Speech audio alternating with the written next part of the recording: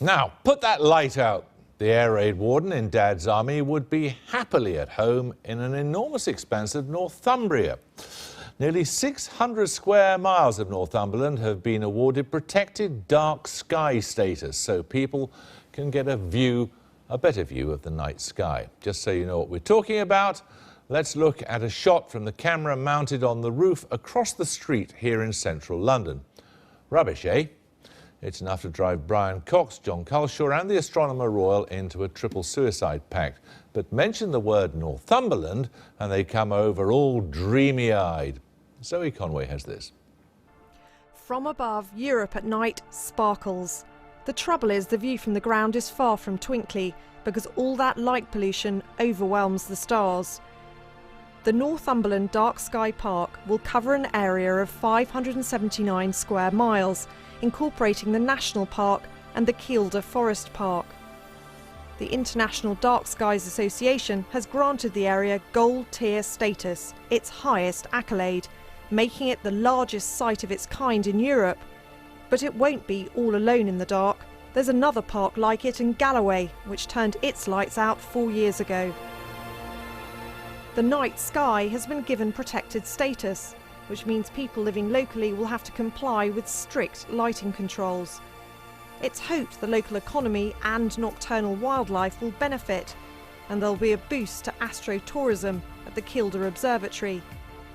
We are looking forward to working with businesses and communities in the months and years to come to try and get everyone to be aware of this very special quality that we have in huge amounts. It's above our head. It's a free, natural quality that we should be very, very proud of, and we should do our best to try and keep as dark as possible.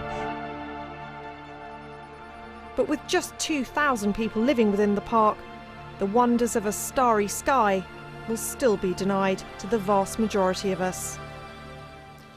Well, Gary Fildes is the lead astronomer at the Kielder Observatory. He joins us from Northumberland now. What are we missing down here?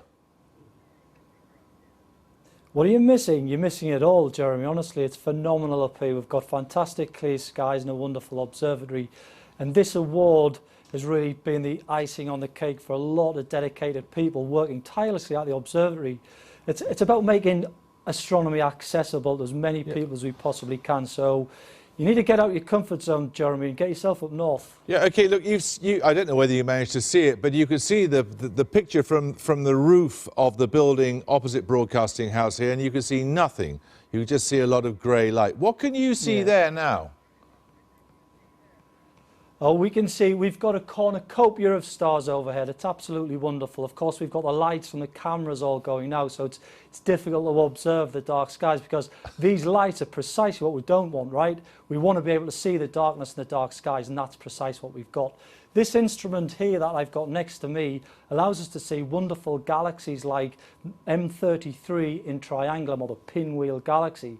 This galaxy is over nearly 10 million light years distant. And we can see real wonders of our universe from the observatory by observing these incredible objects.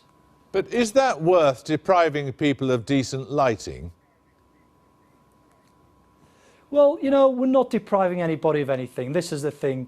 The area that we've got this dark sky park designation in has always been dark. That's why we built the observatory here over 6 years ago now. So it's always been dark in this part of the world.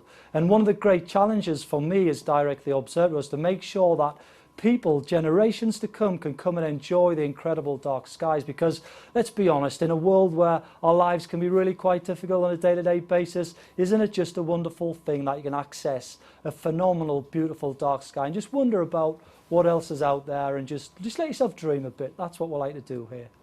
So it's a sort of therapy? Yeah, it's a form of therapy, absolutely. Astronomical therapy. That's a new thing. We may start that off next. But I guess that's absolutely what it's about. I mean, when we really think about it, the universe is where we come from. It's what makes us who we are. So being able to dream about that and being able to just to connect with it in that innate sense of wonder we get. I mean, you remember when you were a child maybe and you wanted to drive a steam train, or you wanted to fly in a rocket ship. And as adults, we'll lose all that. And it's that wonder in the universe that we try to reignite in people again. And when they come here in the droves, that's the one sense that I get, that people can connect with the universe, because that's what makes us who we are. It's where we've all came from, and to be able to connect with that and the phenomenal dark skies that today we've got news that we can actually preserve that for generations to come is just absolutely wonderful. So therapy, absolutely. You enjoy it. Thanks.